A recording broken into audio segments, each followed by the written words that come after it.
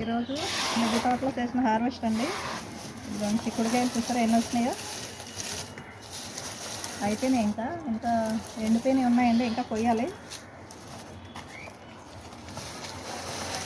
ఎన్ని కాయలు వచ్చినాయి.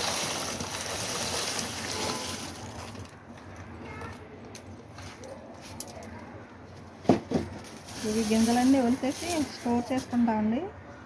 మళ్ళీ సంవత్సరం అంతా మనకు చిక్కుడుకాయలు ఉండవు కదా, సంవత్సరం అంతా మేము ఉపయోగించుకుంటాం అన్నమాట.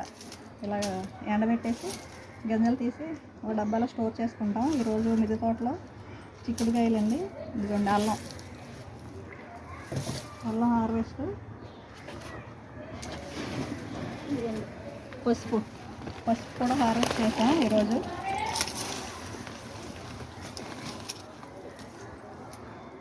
చూడండి ఎంత బాగుందో పచ్చగా మన మిద్దె తోటలో పండించిన పసుపు.